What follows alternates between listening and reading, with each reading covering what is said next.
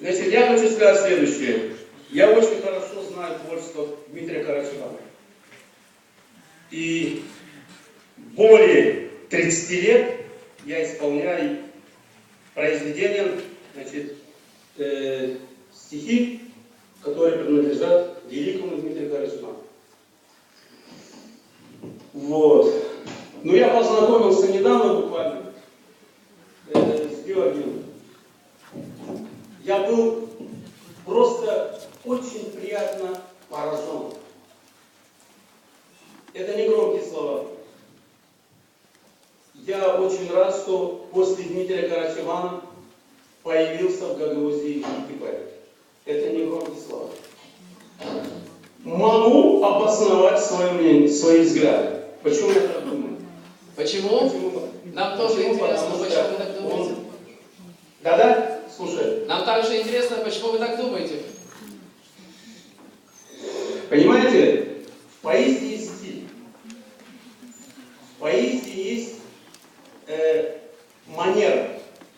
В поэзии есть мысль. В поэзии есть жизнь. Как говорил Белинский о Пушкине. Пушкин — это море, а все поэты — это реки, впадающие в море. И он говорит так: у Пушкина есть все. То, что есть у Пушкина, это все есть жизнь. Он все затевает. Так вот, у Георгия Попова есть жизнь в его поэзии. Он углубляется настолько глубоко, охватывая все пространства человеческого мышления, чувства человеческого, души человеческой. Вагнер, написав оперу «Лоенгрин», у него была цель соединить Лоенгрина с Богом, то есть народ с Богом. Все верят в Бога, но не все могут умереть ради Господа. Так вот, Вагнера была цель соединить воистину народ с Богом, чтобы каждый мог спокойно умереть за Господа Бога, не задумываясь на секунду.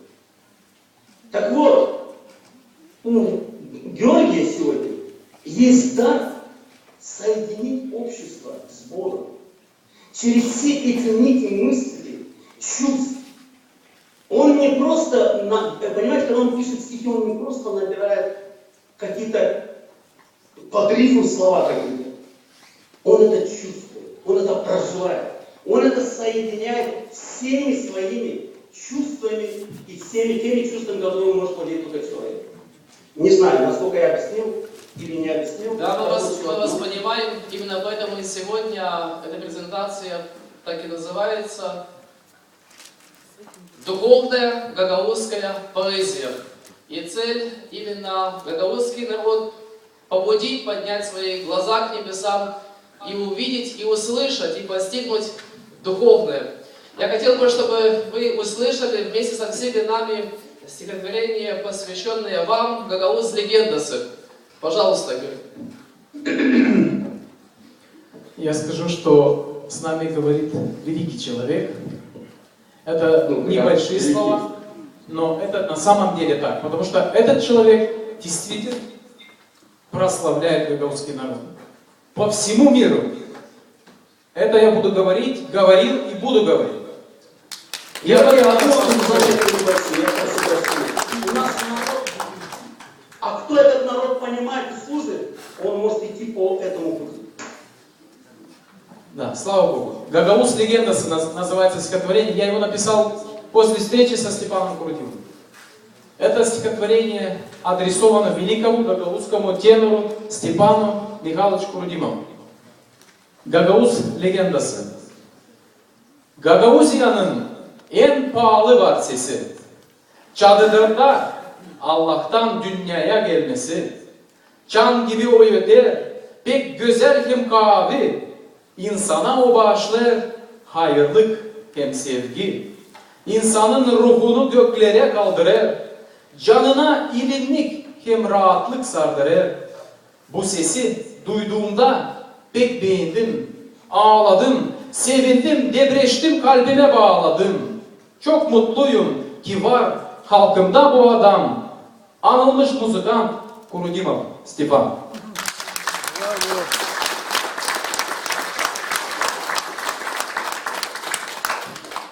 Стихотворение перевел на гагаузский, с гагаузского на русский перевел. Гагаузская легенда.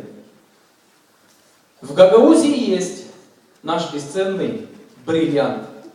Во всем мире тот голос услышать хотят. В Чадырлунге от Бога он начал звучать, чтобы наш гагаузский народ прославлять.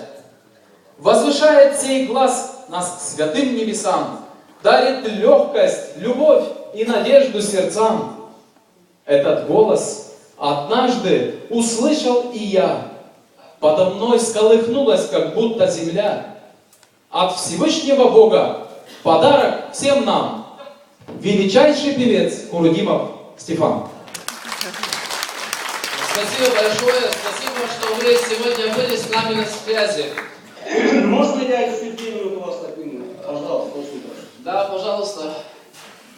Пользуясь случаем, я хотел бы, чтобы все сидящие в зале люди меня искренне очень постарались понять. Меня многие упрекают, почему ты не в Гагаузии живешь? Почему ты где-то постоянно? То в Анкаре солист там 13 лет, по всей Европе, Америке ездил, и так далее, и так далее. Я хочу сказать в двух словах. Для того, чтобы твой народ возвысился, не жди, чтобы народ тебя поднял, а подними сам этот народ. Прославляй. А живя в Гагаузии, прославлять и тем более расти, как тоже, невозможно.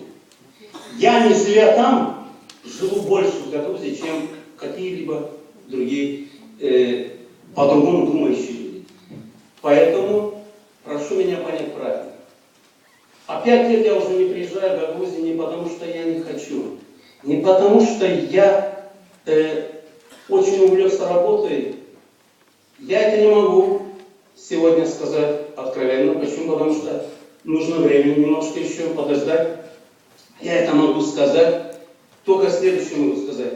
Это не от меня зависит. Если была бы моя возможность, я бы сегодня же улетел бы, дал бы концерт, обратно прилетел бы, опять улетел бы в Гагаузию, опять дал бы концерт, обратно прилетел бы. Но когда-нибудь я озвучу эту проблему, поверьте мне, это не от меня зависит.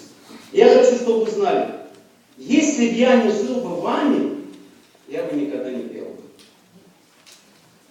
Большое Меня спасибо. постоянно стимулирует Гагаузия. Меня постоянно стимулирует общество автономии. Гагаузский народ. Что у нас живут не только гагаузы, у нас живут другие народы.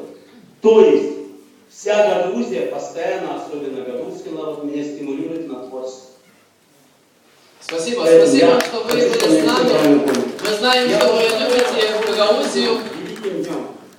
Я считаю, это великий день, когда идет презентация работы такого великого человека, как Георгий Топалов. Спасибо, что вы любите Гагаузию, и мы вас ждем в Гагаузии.